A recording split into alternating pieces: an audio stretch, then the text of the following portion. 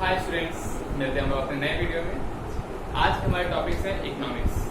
जैसे कि अभी हमारी दुनिया ये भारत में खास कर लोगों के बीच में एक धारणा बैठी हुई है कि जो लोग आर्ट्स की पढ़ाई करते हैं ना उनकी कोई कदर नहीं होती। इसी वजह से लोग आर्ट्स जैसे सब्जेक्ट को हल्के में लेते हैं।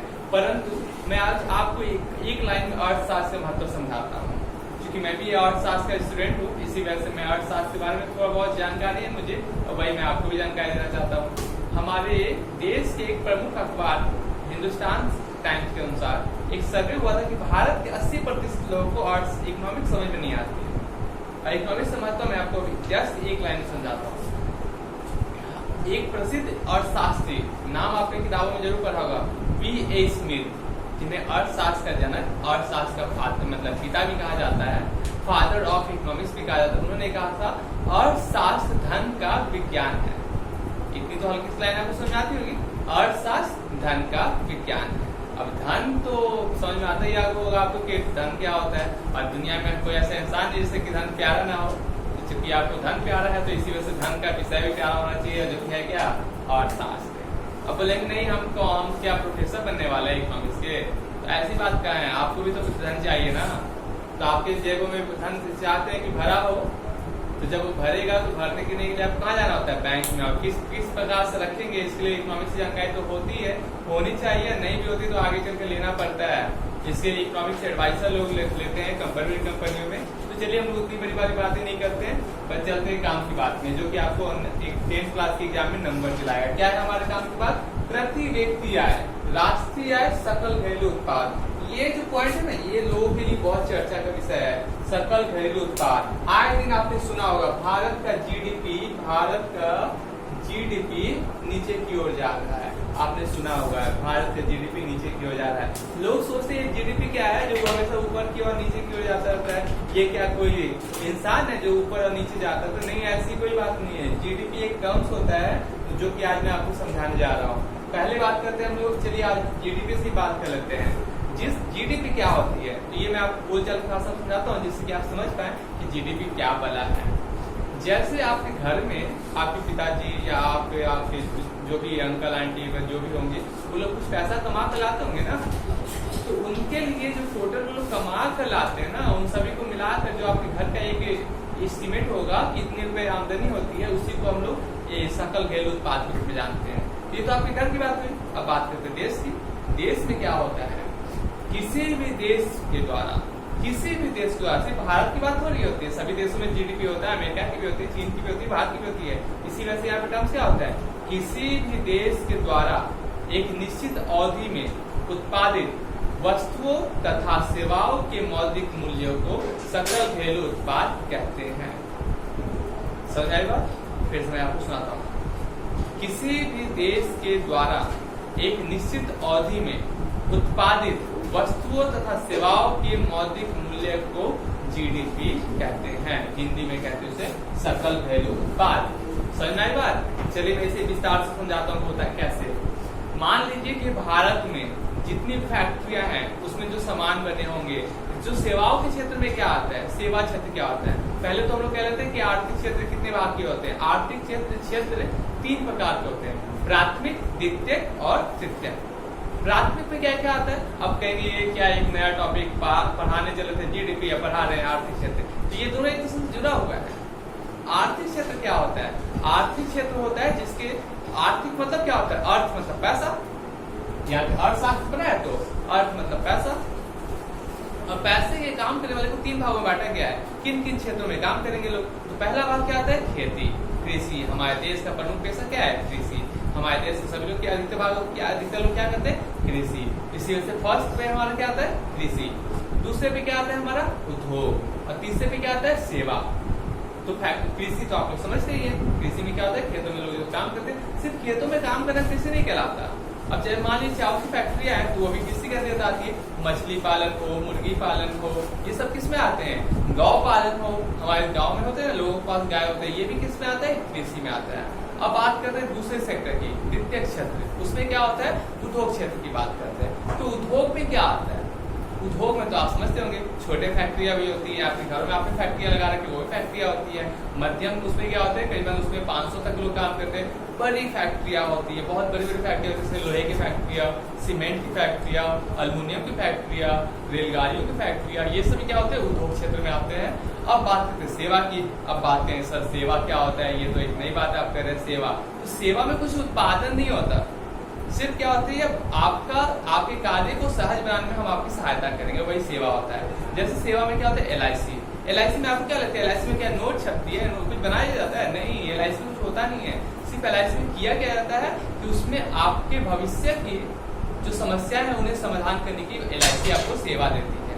हॉस्पिटल क्या देती है आपको, अगर आपको कोई प्रॉब्लम है, आपकी तबीयत खराब है तो उसकी समाधान करेंगे, तो वो एक तरह की सेवा होती है। फिर से वो परिवहन क्या पता है, एक स्थान से दूसरे स्थान पर जाने की क्रिया को क्या कहते हैं, परिवहन कहते हैं। तो परिवहन भी क्या होता है, सेवा होती है। जैसे आप किसी बस में जाते हैं तो बस वाला आपको कोई सामान देता है, वो सिर्फ क्या होता है, आपके घर से आपको फिर कहीं स्टेशन तक पहुंचा देता है, ये आपको सेवा देती है, आप उससे सेवा के बदले में आप उसे कुछ पैसा देते हैं।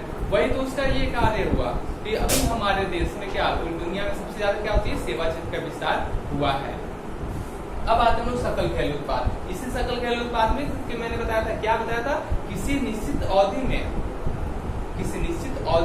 किसी देश द्वारा उत्पादित की गई वस्तुओं तथा सेवाओं के मौद्रिक मूल्य को सकल घरेलू उत्पाद की संज्ञा दी जाती है। इसी को हम लोग कहते हैं GDP, gross domestic product, Hindi में कहते हैं सकल घरेलू उत्पाद।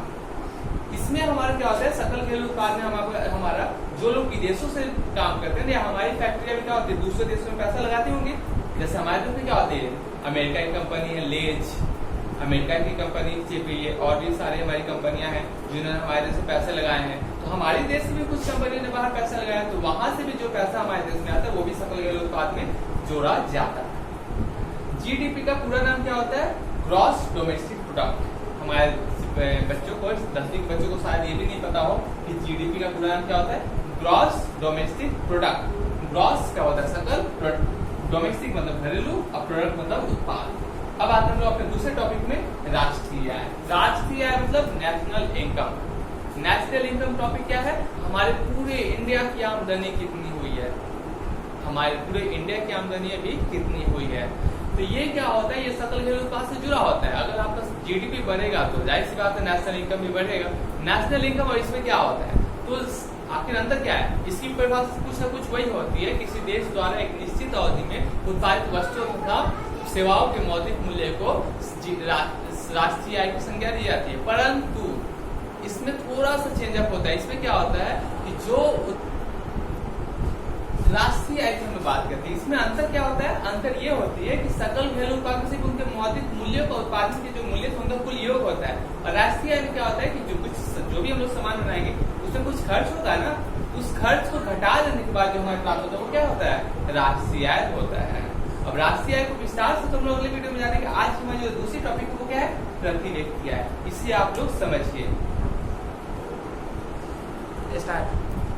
प्रति व्यक्ति आय ये क्या होता है, इसे इंग्लिश में कहते हैं हम लोग पर कैपिटा इनकम। इसके अंतर्गत हम लोग क्या करते हैं, किसी देश के लोगों की वास्तविक स्थिति हमें इसी से ज्ञात होती है कि वहाँ के लोगों की हालत कैसी है। जैसा कि हमारे देश की प्रति व्यक्ति आय पिछले 10 साल में थोड़ा बढ़ा है, नहीं तो अगर हम लोग बात करते हैं 2010-2009 तक के, बिहार की प्रति व्यक्ति आय 45,000 तक थी, जो कि अभी बढ़कर 70 से 80,000 के बीच में पहुंची है।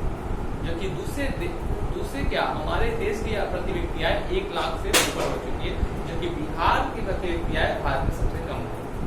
अब उस सब बातों को छोड़ते हुए हम लोग बात करते हैं प्रति व्यक्ति आय क्या है, क्योंकि आपके लिए तो पहला टॉपिक ये है ना महत्वपूर्ण कि प्रति व्यक्ति आय क्या है। तो राष्ट्रीय आय मैंने आपको समझाया, राष्ट्रीय आय में कुल जनसंख्या से भाग देने पर जो भागफल प्राप्त होता है उसका हम लोग प्रति व्यक्ति आय कहते हैं। सिंपल शब्दों में अगर ये भी आपको समझ नहीं आया तो मैं समझाता हूँ।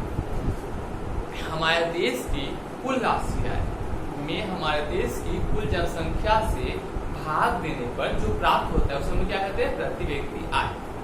अगर आपको ये भी समझ आया तो आपकी बोलचाल की भाषा में जैसे आप समझते हैं वो मैं समझाता हूँ। मान लीजिए कि आपके पिताजी की आमदनी कितनी है, 10,000 रुपए है मान लीजिए, और आपके घर में कितने सदस्य हैं, 5 सदस्य हैं।